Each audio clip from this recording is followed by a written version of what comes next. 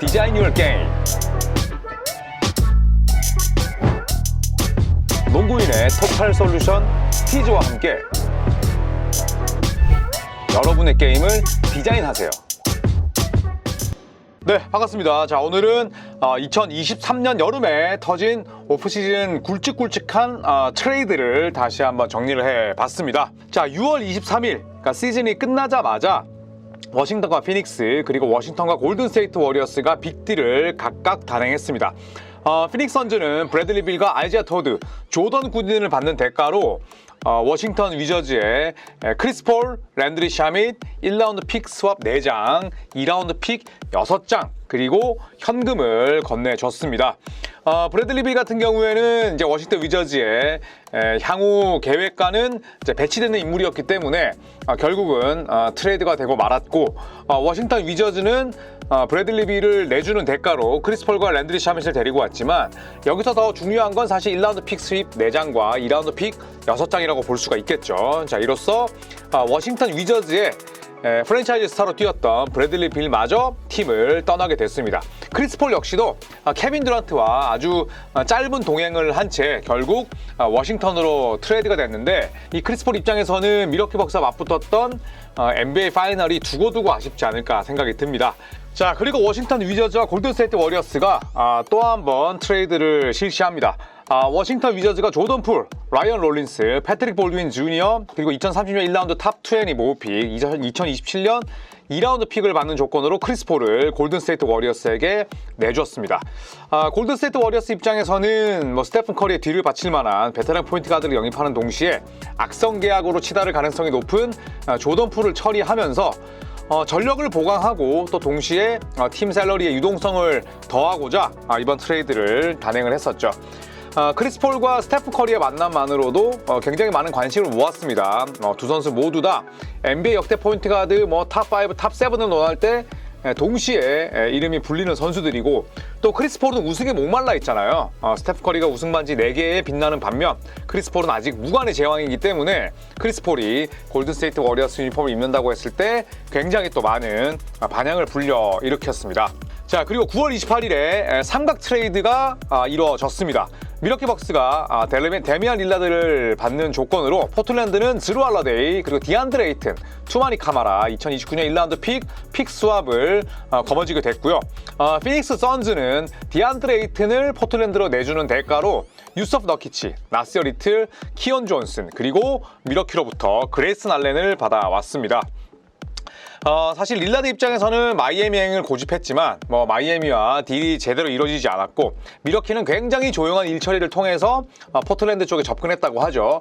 포틀랜드 역시도 데미안 릴라드를 내보낸다면 타임라인이 맞지 않는 유서프 너키치까지 처리하는 게 베스트 시나리오였는데, 너키치를 내보내는 대가로 나시어 리틀, 키온 존슨만 붙이고 디안드레 에이튼을 영입했던 부분은 굉장히 긍정적이라고 볼 수가 있겠죠.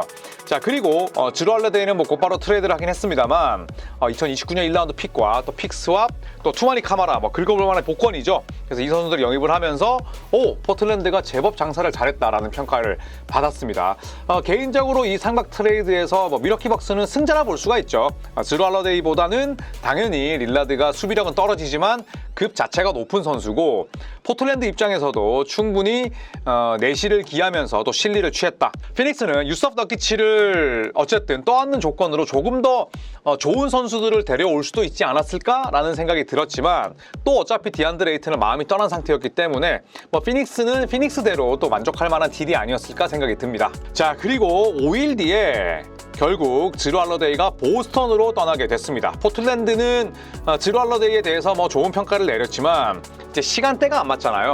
또 팀에는 스콧 앤더슨이나 또 쉐이든 샤프도 있고 앰퍼니 사이먼스도 버티고 있기 때문에 드루 할러데이가 있다면 이들의 성장을 방해한다기보다는 충분한 출전 시간을 줄 수가 없었습니다. 자, 그래서 보스턴과 딜을 단행을 했습니다. 자, 보스턴은 드루 할러데이를 데려오는 대가로 로버트 윌리엄 3세, 말콤 브록던, 그리고 워리어스의 2024년 1라운드 탑4 보호픽, 그리고 2029년 자체 1라운드 비보호픽을 내줬습니다. 비보호픽을 내준 게 뭐 중요한 거죠. 하지만 뭐 보스턴은 여전히 픽이 차고 넘치기 때문에 보호픽 하나, 그다음 비보호픽 하나를 또 건네주면서 이 드루 할러데이를 데려왔습니다. 말콤 브록던은 어차피 보스턴과 사이가 뭐 좀 좋지 못했었고, 로버트 윌리엄스 같은 경우에는 이메이 우도카 감독 시절과 다르게 이 조 마줄라 감독이 두 윌리엄스를 그렇게 중용하지 않았어요. 그렇기 때문에 그랜트 윌리엄스도 떠났고 로버트 윌리엄스 3세도 보스턴이 결국 내보냈는데, 사실 마커스 스마트가 드루 할러데이로 바뀐 거라고 보시면 되겠죠. 그리고 로버트 윌리엄스 3세가 포르징기스로 대체됐다, 이렇게 볼 수가 있겠는데, 일단 30밀 이상 받는 선수만 4명이고 이 로스터대로 계속 우승에 도전할 수 없습니다. 한 2년 정도의 시간밖에 없기 때문에 보스턴 입장에서는 우승이 아니면 이 멤버를 구축한 아무런 의미가 없게 됩니다. 그러니까 나름대로 이제 승부수를 빵 하고 띄운 부분이기 때문에 보스턴 팬들도 반색하고 있고, 포틀랜드 역시도 1라운드 픽 뜯어왔고, 그 다음에 곧바로 즉시 전력감으로 쓸 수 있는 로버트 윌리엄스 3세도 영입을 했고, 그러면서 이제 디안드레 에이튼, 로버트 윌리엄스 3세라는 이런 빅맨지를 구축하게 됐죠. 또 말콤 브록턴 같은 경우에는 뭐 1라운드 상위 픽을 받지 못하겠지만 충분히 1라운드 17순위, 18순위 이후의 픽들을 또 바꿔먹을 수 있는 그런 선수이기 때문에 저는 전체적으로 포틀랜드가 굉장히 장사를 잘 했다고 생각을 합니다. 자, 그래서 이 팀들의 베스트 5를 쭉 살펴보면, 피닉스는 브래들리 빌을 포인트 가드로 쓴다고 했어요. 그래서 브래들리 빌, 데빈 부커, 조시 오코기, 케빈 듀란트, 유스타프 너키치로 구성이 돼 있고요. 워싱턴 위저즈는 뭐 아예 싹 바뀌었습니다. 특히 백코트는 멤피스에서 건너온 타이어스 존스, 그리고 워리어스 출신의 조던 풀, 두 팀이 사실 뭐 라이벌은 아니었지만 항상 으르렁 됐었는데, 이 두 팀의 또 백코트 자원이 한 팀으로 만나게 됐습니다. 자, 그리고 뭐 3번은 코리 키스퍼트가 보겠지만 3번은 여러 선수들이 번갈아 뛸 것으로 보이고요. 카일 쿠즈마가 4번, 다니엘 가포드가 5번으로 나설 가능성이 높습니다. 자, 골든스테이트 워리어스 같은 경우에는 크리스 폴이 1번으로 나선다면 스테픈 커리, 클레이 탐슨, 앤드루 위긴스, 드레이먼드 그린으로 구성이 되겠지만, 크리스 폴이 벤치로 간다면 하나씩 올라갑니다. 스테픈 커리, 클레이 탐슨, 앤드루 위긴스, 드레이먼드 그린, 케빈 루니가 될 텐데, 저는 개인적으로 크리스 폴이 왔다 갔다 할 것 같아요. 상대 매치업에 따라서. 케빈 루니가 필요하다면, 좀 사이즈가 필요하다면 커리 1번으로 올리고 탐슨 2번 올리고 위긴스 3번, 디그린 4번, 루니가 5번이겠지만, 또 반대로 극단적인 스몰볼이 필요할 때는 종종 이 라인업도 돌릴 것이다. 물론 저는 이 빈도가 더 적다고 생각을 합니다. 결국 크리스 폴은 벤치 멤버로 분류가 될 텐데, 이 베스트 5도 충분히 볼 수 있지 않을까라는 생각이 들고요. 자, 미러키 벅스는 데미안 릴라드, 말릭 비즐리, 크리스 미들턴, 야니스 아데토쿤보, 브룩 로페즈인데, 물론 여기서 2번 자리가 팻 커너턴에게 갈 수도 있어요. 그런데 팻 커너턴 같은 경우에는 뭐 점프력은 어마어마합니다만 플레이 스타일 자체가 가드라기보다는 약간 뭐 키 작은 포워드 느낌이에요. 그렇기 때문에 조시 하트 같은, 그래서 저는 비즐리가 2번으로 갔을 때 조금 더 미러키 벅스의 스페이싱이 원활하지 않을까라는 생각이 듭니다. 그래서 릴라드, 비즐리, 미들턴, 야니스, 브룩 로페즈가 좀 더 균형 있지 않을까, 이런 생각으로 예상 베스트 5를 짜봤습니다.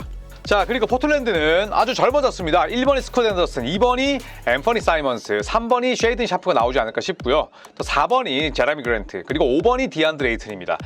사실 로버트 윌리엄스 3세나 디안드레 에이튼 모두 다 스페이싱이 되진 않기 때문에 두 선수가 뭐 투빅으로 나올 가능성은 없어요. 아마도 뭐 플래툰 시스템 아니면 뛰더라도 뭐 짧게 한 2, 3분 정도 섞이는, 그래서 아마도 로버트 윌리엄스 3세가 이제 벤치에서 출전하지 않을까 싶고, 그리고 디안드레 에이튼이 윌리엄스 3세보다 비싼 선수잖아요. 당연히 주전 빅맨 자리를 꽤 찰 겁니다. 그리고 이제 핸더슨과 사이먼스, 그리고 샤프가 어떤 식으로 이제 어우러질지, 사실 이 세 명 모두 다 노련미와는 거리가 멀지만 반대로 잠재력만 놓고 봤을 때는 뭐 리그 최강이라 볼 수가 있겠죠. 자, 그리고 보스턴입니다. 자, 보스턴은 드루 할러데이, 제일런 브라운, 제이슨 테이텀, 포르징기스, 알 호포드로 구성을 해봤는데, 사실 이제 골든스테이트 워리어스만큼 충분히 베스트 5의 유동성이 있습니다. 그래서 드루 할러데이를 1번으로 내세우고 2번을 데리 화이트, 그리고 제일런 브라운 3번, 테이텀 4번, 포르징기스 5번, 그리고 알 호포드를 백업 빅맨으로 활용할 수 있겠죠. 그만큼 이제 로스터를 다양하게 돌릴 수 있고 범용성이 생겼기 때문에 뭐 보스턴도 마찬가지고, 또 골든스테이트 워리어스처럼 지금 당장 우승을 노리는 팀들은 이번 트레이드를 통해서 저마다의 방법으로 로스터를 강화시켰습니다. 자, 그래서 브래들리 빌은 트레이드 될 때 이렇게 얘기를 했습니다. 내 트레이드 소식에 놀랐다. 내가 트레이드가 됐다고 했을 때 데빈 부커와 스왑 딜이 된 줄 알았다. 그러니까 부커가 매물일 줄 알았다, 이런 얘기죠. 그래서 깜짝 놀랐고 피닉스에서 뛰는 것이 흥분이 된다. 다시 올스타급 플레이를 보여주고 싶다 라고 이야기를 했습니다.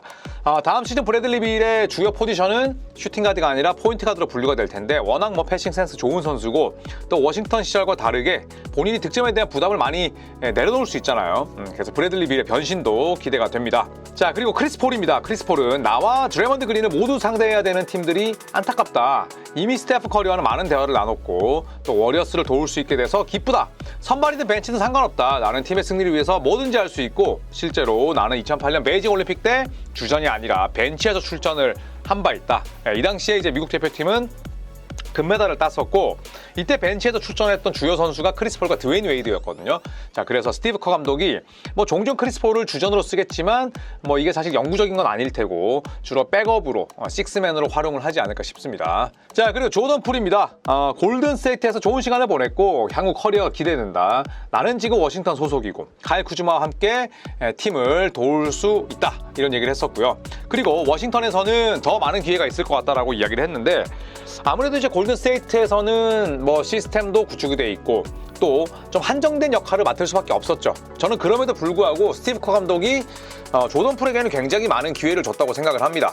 그리고 이 조던 풀이 워싱턴의 리빌딩에 박차를 가하기 위해서는 본인의 기록도 중요하지만 내 존재로 인해서 팀의 경쟁력과 성적, 승률이 올라간다는 걸 직접 보여줘야겠죠. 그래서 이 조던 풀에게도 대단히 이번 시즌은 중요할 것이다라고 생각을 합니다.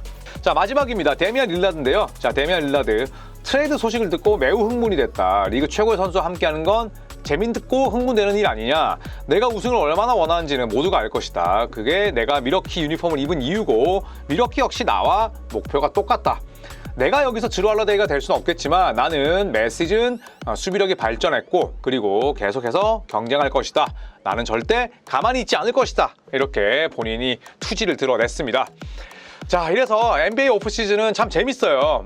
사실 구기 종목들 가운데 가장 트레이드가 많고, 그 다음에 연봉 계약, 그 다음에 또 계약 조건들도 까다로운데, 그렇기 때문에 NBA 시즌이 끝나고 나서도 많은 NBA 팬들이 오프시즌에 촉각을 곤두세우지 않나 싶습니다. 그런 오프시즌이 이제 거의 다 끝나갑니다.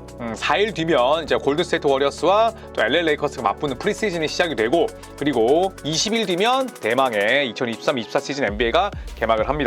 자, 그리고 제가 제 인스타에도 남겼듯이 1월에 하나투어와 함께하는 NBA 패키지 상품을 출시할 예정입니다. 그래서 우리 조코피TV 구독자 여러분과 제가 함께 미국을 가서 직접 NBA도 보고 식사도 하고 또 맥주도 한잔 하는 그런 프로젝트를 구성하고 있으니까 여러분 많은 사랑 부탁드리고요. 조코피TV를 통해서 제일 빠르게 고지하도록 하겠습니다.